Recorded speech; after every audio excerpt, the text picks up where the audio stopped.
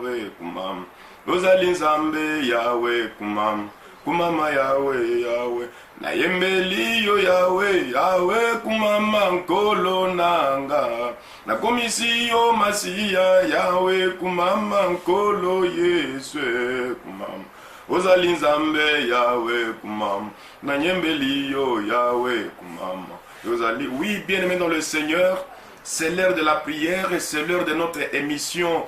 Dieu est plus grand que ton problème. Dieu est plus grand que ton problème. C'est l'émission de votre humble serviteur, le prophète David HPA, le rituel de la prophétie qui s'accomplit. Nous allons commencer notre émission bien dans le Seigneur et nous allons prier que le Seigneur Dieu Tout-Puissant puisse nous guider, nous orienter et nous édifier dans cette émission. Prions au nom de Jésus-Christ. Alléluia. Père Tout-Puissant, nous te bénissons, nous te rendons des actions de grâce et nous te louons, nous t'exaltons et nous te magnifions à cause de ton amour, à cause de ta bonté, à cause de ta miséricorde et à cause de ta bienveillance. À toi soit la gloire, l'honneur et la puissance pour les siècles des siècles, au nom de Jésus. Amen. Oui, bien-aimés dans le Seigneur, dans le cadre de cette émission, nous parlons sur les combats spirituels. Les combats spirituels, bien-aimés dans le Seigneur, il peut y arriver que la vie d'une personne soit vendue. Il peut y arriver que la vie d'une personne soit vendue dans le monde de ténèbres. Comment une personne peut être vendue? Comment une personne peut se retrouver en prison? C'est ce que nous allons voir aujourd'hui. Vous qui avez trouvé l'occasion et la grâce de suivre cette émission, veuillez la partager, bien-aimés dans le Seigneur. Oui, bien-aimés dans le Seigneur, Dieu est plus grand que ton problème. Veuillez partager cette émission, notre émission qui commence. Vous pouvez le partager à tout le monde sur vos réseaux sociaux. Vous pouvez le partager sur les groupes et Dieu vous bénira. Nous parlons sur les combats spirituels et j'étais en train de dire que dans les combats spirituels, dans la sorcellerie, dans la magie, on peut vendre la vie d'une personne. Une personne vendue, il devient esclave de ceux qui l'ont acheté. Il devient au service de tous ceux qui l'ont acheté. Et sa vie ne peut pas connaître la prospérité. Sa vie ne peut pas connaître les progrès. C'est pourquoi, bien-aimé dans le Seigneur, si votre vie est vendue, Jésus-Christ va te racheter. Parce qu'il était venu sur la terre pour nous racheter de la mort, nous racheter de la malédiction, nous racheter de la sorcellerie là où nous avions été vendus. C'est pourquoi je vous invite à écouter, à suivre cette émission pour comprendre. Il est possible que la vie d'une personne soit vendue. Là nous sommes dans le livre de 2 Rois chapitre 4. 2 Rois chapitre 4. À partir du premier verset, nous allons lire la parole de Dieu. Je disais 2 Rois chapitre 4, à partir du 2e verset, nous allons faire la lecture de la parole de Dieu. Je lis au nom du Seigneur Jésus. La Bible dit, une femme d'entre les femmes des fils des prophètes cria vers Élisée en disant, mon serviteur, mon mari, ton serviteur, mon mari est mort.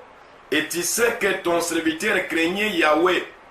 Or le créancier est venu prendre mes 2 enfants pour en faire ses esclaves. Vous comprenez bien dans le Seigneur. Un serviteur de Dieu, fils des prophètes qu'il était, disciple de son père spirituel Élisée le prophète. La Bible dit que cet homme craignait Yahweh. La Bible dit que cet homme craignait Jéhovah. Mais un jour le malheur a frappé sa maison. Et c'était que le malheur, c'était la maladie qu'il avait atteint.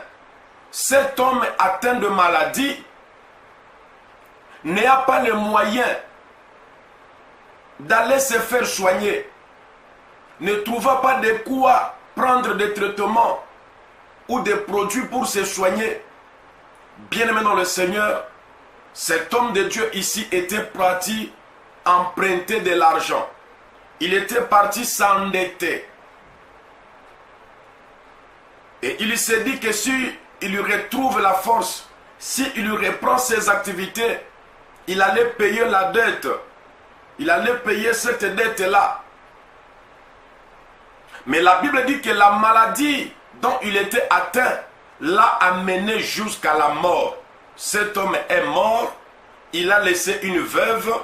Il a laissé 2 enfants. On l'a enterré. Quelques jours après, les créanciers sont venus. Le créancier est venu auprès de la femme veuve en disant que tu sais que ton mari avait emprunté mon argent. Il est mort.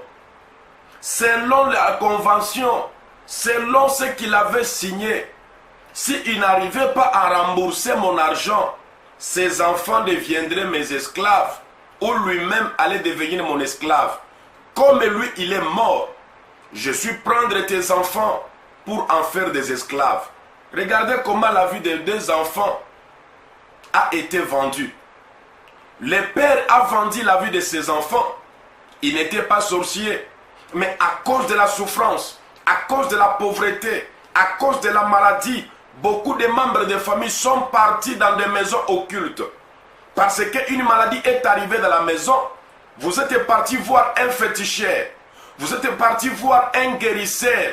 Vous vous dites que non, c'est seulement pour trouver la guérison. Vous vous dites que non, c'est seulement pour trouver la guérison. Vous êtes parti voir un féticheur. Et quand vous êtes parti voir un féticheur, il vous a fait des incisions sur les corps. Il vous a donné des herbes à manger. Il vous a donné des liquides à boire. Quand vous êtes entré chez le féticheur, votre vie est restée là-dedans. La personne qui était malade peut guérir ou il peut mourir. Mais vous devez savoir que dès le jour que vous avez mis vos pieds dans la maison du féticheur, vous êtes parti vous vendre. Vous êtes parti vendre votre progéniture. Vous êtes parti vendre votre famille. Nous sommes dans 2 Rois chapitre 4 à partir du 1er verset. Nous parlons sur les combats spirituels et nous disons comment la vie d'une personne peut être vendue. Bien-aimé dans le Seigneur, les problèmes du vente spirituel a commencé depuis le temps de la Bible. Nous avons vu les frères de Joseph vendre leur frère Joseph. Ils l'ont vendu aux marchands qui sont partis aussi le revendre. Et là où Joseph était vendu, il était devenu esclave de Potiphar, un chef proche de Pharaon. Ici, dans 2 Rois chapitre 4, nous voyons un père. Il n'était pas du tout sorcier parce que la Bible dit il était serviteur de Dieu. Mais à cause de la souffrance, à cause de la maladie, parce qu'il était pauvre, il n'avait pas de quoi se traiter. Il n'avait pas de quoi payer les frais de médicaments. Il est parti emprunter l'argent d'autrui. Partagez cette émission, bien-aimés. Vous qui avez trouvé l'occasion de nous suivre, veuillez partager cette émission et Dieu vous bénira. À cause de la pauvreté, cet homme est parti s'endetter. Or qu'en s'endettant, il a vendu sa progéniture. Il a vendu sa postérité. Il a vendu ses enfants. Il est mort de la maladie. Il y a d'autres choses, bien-aimés. Vous pouvez beau bien faire les efforts pour trouver une solution. Mais laisse-moi te dire, si le Seigneur ne te sauve pas, qui te sauvera? Si le Seigneur ne te guérisse pas, qui te guérira? C'est pourquoi la Bible dit, si l'Éternel ne garde pas, celui qui veille travaille en vain. Si l'Éternel ne bénit pas, personne ne viendra te bénir. Cet homme de Dieu a oublié qu'il avait son père spirituel qui s'appelait le prophète Élisée. Sous ses yeux, il voyait comment Naaman était guéri de la lèpre. Il voyait comment d'autres personnes trouvaient des solutions à leurs problèmes.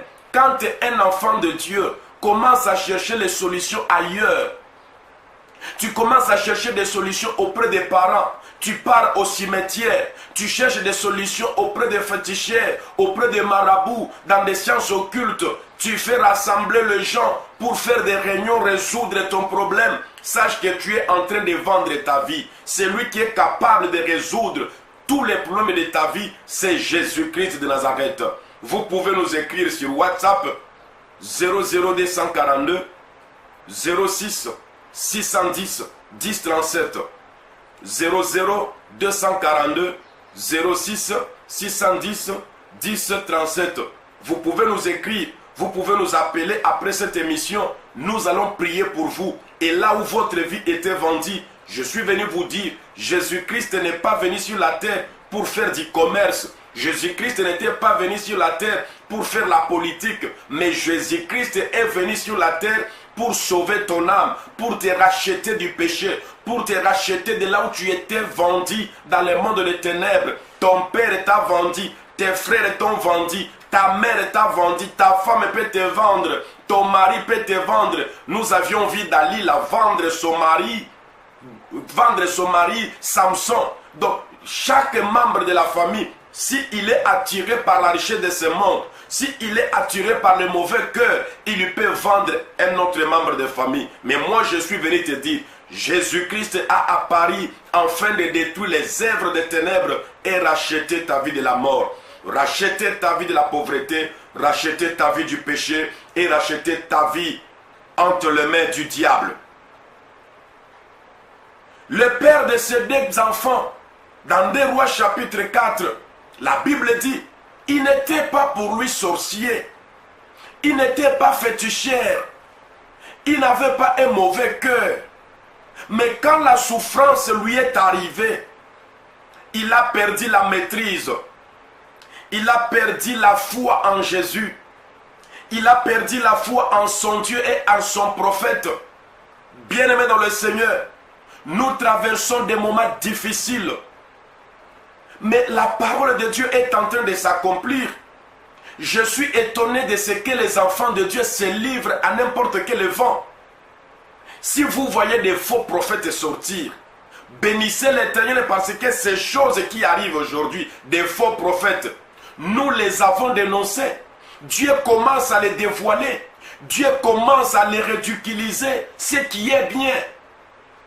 Quand vous voyez ces choses-là, vous devez savoir que cet homme-là, il n'était pas homme de Dieu.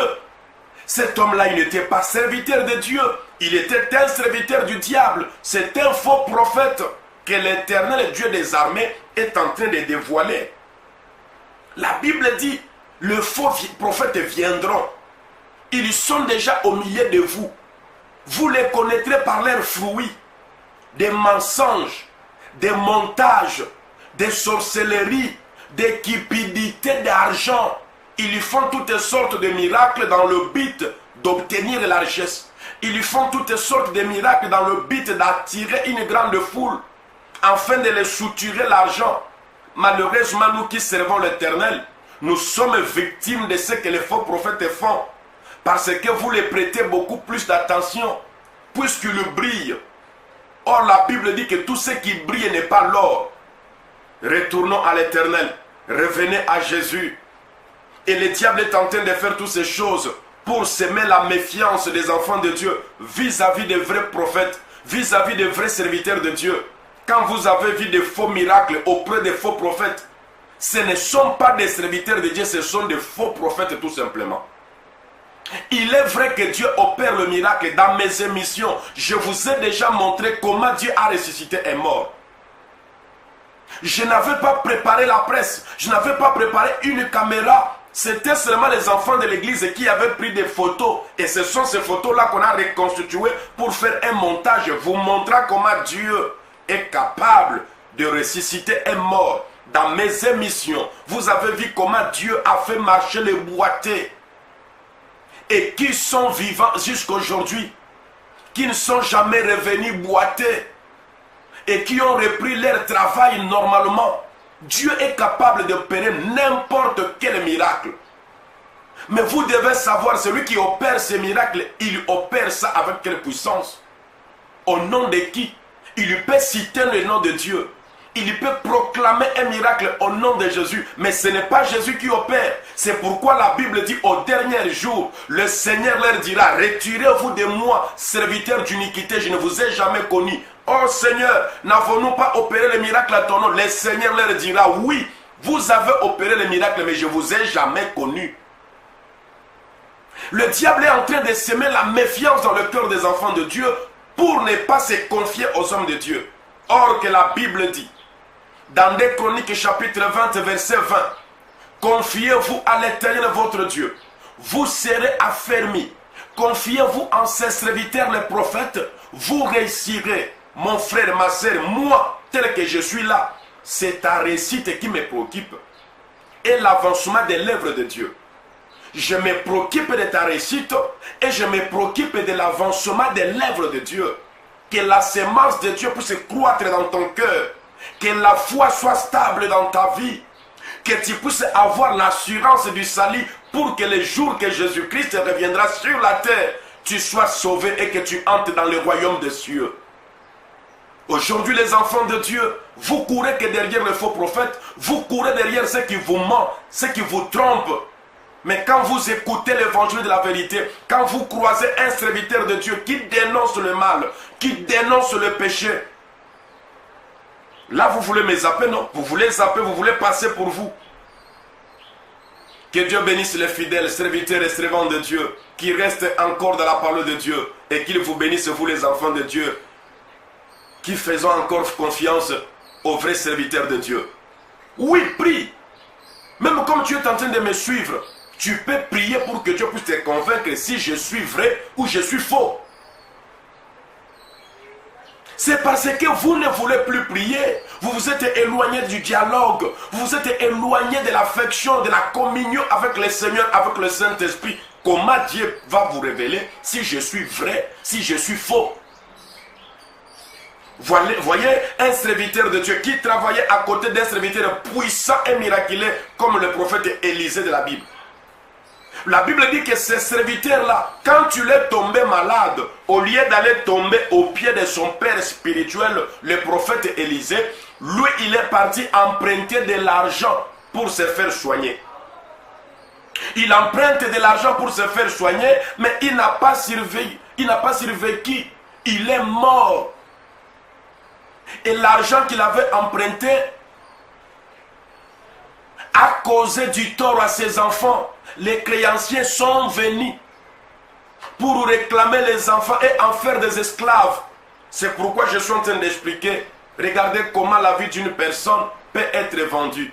Tu n'as pas péché, tu n'as pas tué, tu n'as pas fait du mal à quelqu'un, mais le fait que tu es parti chercher la solution en ta manière, tu peux tomber entre les mains d'un diable, mais qui se dit serviteur de Dieu. Tu peux tomber entre les mains d'un sorcier, qui se dit qu'il est servant de Dieu. Tu peux tomber entre les mains d'un charlatan, un faiseur d'aventures, le diseur des bonnes aventures. Reviens à Jésus et Jésus-Christ sauvera ta vie. Bien maintenant le Seigneur, votre serviteur reçoit au téléphone, par WhatsApp. Pourquoi au téléphone? Pour ne pas seulement se limiter aux gens de Kinshasa, aux gens de Brazzaville, mais tous ceux qui sont partout dans le monde. La plupart d'entre vous ont vu les miracles de Dieu, la solution à tous les problèmes, seulement par la prière en ligne, par la prière au téléphone. Vous pouvez nous appeler par WhatsApp 00242 06 610 1037. Il y a les gens qui ont suivi nos émissions déjà rediffusées. Ils suivent sur WhatsApp, ils suivent sur Facebook et sur YouTube, sur notre chaîne. Donc je vous demande de vous abonner. Si vous suivez cette émission par notre chaîne YouTube, abonnez-vous. Notre chaîne est intitulée Chaîne Royale Prophétique. Royale Chaîne Prophétique. Vous pouvez vous abonner et vous allez commencer à recevoir tous les numéros de nos émissions et Dieu vous bénira. Je vais prier. Père Tout-Puissant, au nom de Jésus, je t'en supplie de racheter la vie de mon frère, de racheter la vie de ma soeur, que son père a vendu, que sa mère a vendu à cause de la pauvreté.